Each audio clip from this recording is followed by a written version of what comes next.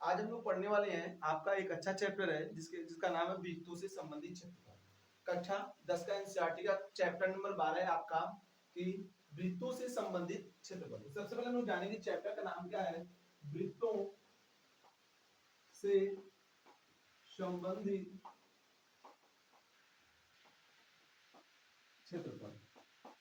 अब देखिए हम लोग पढ़ने जा रहे हैं वृत्तों से संबंधित क्षेत्रफल। तो सबसे पहले समझने की कोशिश करेंगे वृत्त है क्या, वृत्त होता क्या है, अब वृत्त में कैसे कैसे सवाल पूछे जाएंगे। तो सबसे पहले हम लोग जानेंगे वृत्त। तो वृत्त आप लोग जानते होंगे, सबसे पहले हम लोग समझ लें वृत्त की परिभाषा क्या होती है। तो वृत्त की परिभाषा क्या होती है, यदि हम अपने कलम या पेंसिल या चाक को किसी एक बिंदु पर रख करके एक निश्चित दूरी लेकर के उसके चारों तरफ घुमाने पर जो आकृति बनती है वही क्या कहलाता है आपका, क्या कहलाता है, वृत्त। यानी हम लोग निश्चित बिंदु लेते हैं और एक निश्चित दूरी लेते हैं और उसके चारों तरफ एक रेखा खींच देते हैं जिसे हम लोग बोलते हैं वृत्त। क्या बोलते हैं, वृत्त। अब वृत्त में क्या क्या चीजें पाई जाएंगी हम लोग उसके ऊपर चर्चा करेंगे। तो सबसे पहले जान लीजिए आप लोग वृत्त। वृत्त आप लोग समझ गए होंगे, हम लोग जानेंगे वृत्त में क्या क्या चीजें पाई जाती है। तो सबसे पहला आप लोग बात करेंगे हम लोग, एक होता है आपका वृत्त का केंद्र। क्या होता है, वृत्त का केंद्र, जिसे हम लोग प्रदर्शित करते हैं किससे, ओ से। क्या होता है, ओ। और वृत्त के केंद्र और परिध के बीच की दूरी को हम लोग बोलते हैं वृत्त की त्रिज्या।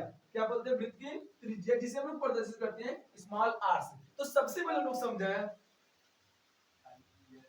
वृत्त की परिधि क्या है।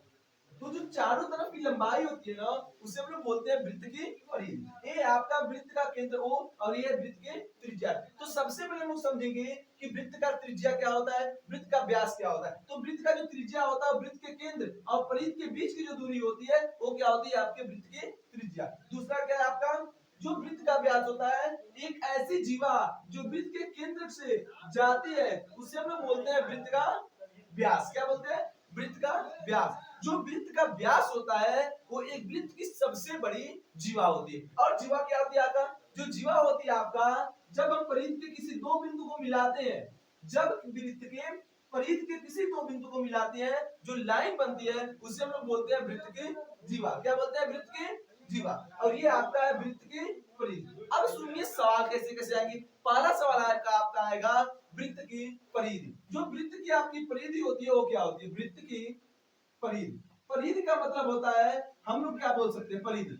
आप लोग पढ़ेंगे बचपन में परिमाप, परिमाप कहिए, परिधि कहिए या परिमिति कहिए, बात एक ही होता है। जैसे परिमिति, परिधि का मतलब होता है चारों ओर का माप, यानी जो आपको लाइनें ये दिख रही है इसी को मापना ही क्या कहलाता है, वृत्त की परिधि। तो वृत्त की जो परिधि होती है वो क्या होती है आपकी 2 पाई आर।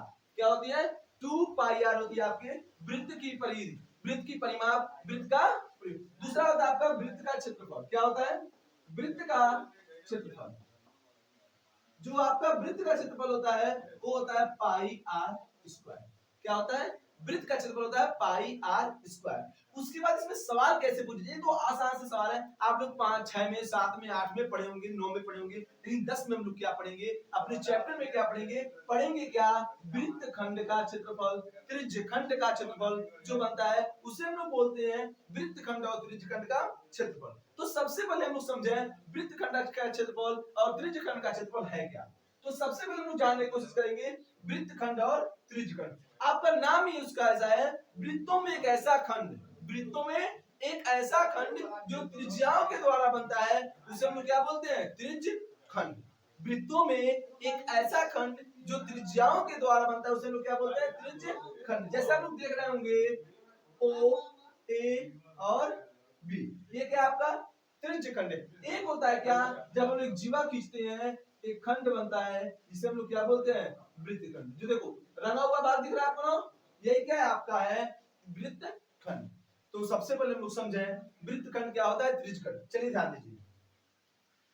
अब आप लोग पढ़े होंगे कि जो वृत्त होता है, वृत्त के जो केंद्र होता है, केंद्र के ऊपर कोण का मान क्या होता है, कोण का मान 360 डिग्री। क्या होता है, 360 डिग्री। लेकिन हम लोग समझें ये 360 डिग्री से कई भागों में जब बांटा जाएगा, इसे मान लीजिए हम 4 भागों में बांट दें। कितने भागों में बांट दें वृत्त को, 4। तो ये कोण का मान क्या होगा, ये प्रत्येक कोण का मान जो होगा आपका 90, 90, 90 और 90 होगा। क्योंकि 90, 90, 90, 90 होता है आपका 360। आपसे सवाल कैसे पूछे जाएंगे कि इस वृत्तखंड का क्षेत्रफल बताओ, इसकी त्रिज्या ये है, इसका परिधि ये है, आपको बताना है त्रिज्यखंड का क्षेत्रफल। तो समझिए आगे क्या है लिखा है।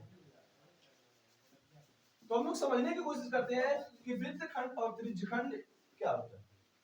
तो हम लोग जानेंगे वृत्त वृत्त नहीं त्रिज्यखंड, त्रिज्यखंड का क्षेत्रफल। अब समझना त्रिज्यखंड का क्षेत्रफल क्या है। त्रिज्यखंड होता क्या, सबसे पहले लोग ये समझे। ये आपका क्या है, वृत्त है। ये क्या आपका वृत्त का केंद्र है। ये क्या है आपकी वृत्त की त्रिज्या है। जो त्रिज्याओं के द्वारा ये खंड बना, आपको दिख रहा होगा खंड, ये मान लीजिए कोण क्या आपका थीटा है। जो आपका ये खंड दिख रहा है आपको ना, ये खंड बनता है आपके त्रिज्याओं के द्वारा, इसलिए इसका नाम हम लोग क्या रखते हैं, त्रिज्यखंड। क्या रखते हैं, त्रिज्यखंड। अब जब निकालना होता है त्रिज्यखंड का क्षेत्रफल, आपसे पूछा बताओ कुल क्षेत्रफल क्या होगा, हम लगाते हैं पाई आर स्क्वायर। क्या होता है, पाई आर स्क्वायर थीटा बटे 360। ऐसा क्यों होता है, ध्यान दीजिए, पाई आर स्क्वायर थीटा बटे 360। अब आपसे पूछा थीटा क्या है, तो थीटा क्या होता है, जो दोनों त्रिज्याओं के बीच का कोण होता है उसे हम लोग बोलते हैं थीटा। और 360 इसलिए लगाते हैं कि कुल कोण का मान क्या होता है, 360। दूसरा क्या होता है, आपके वृत्तखंड जो आपका ये कट रहा है, इसके द्वारा आपको एक छोटा सा चाप दिख रहा होगा। इस चाप का नाम हम बोलते हैं ए बी और सी। तो जो त्रिज्यखंड का चाप होगा उसकी लंबाई क्या होगी, चाप की लंबाई बराबर क्या होगा, जो चाप की लंबाई निकलती है वो कैसे निकलती है, इसी की लंबाई आपको निकालना है। ये बताओ कुल लंबाई कैसे निकालते हैं, कुल लंबाई निकालते हैं हम लोग 2 पाई आर। लेकिन ये लंबाई जो है वो थीटा कोण के द्वारा बनाया गया है, इसलिए इसकी लंबाई क्या होगी 2 पाई आर, और इसका मान क्या है थीटा, और कुल कोण का मान क्या होता है 360।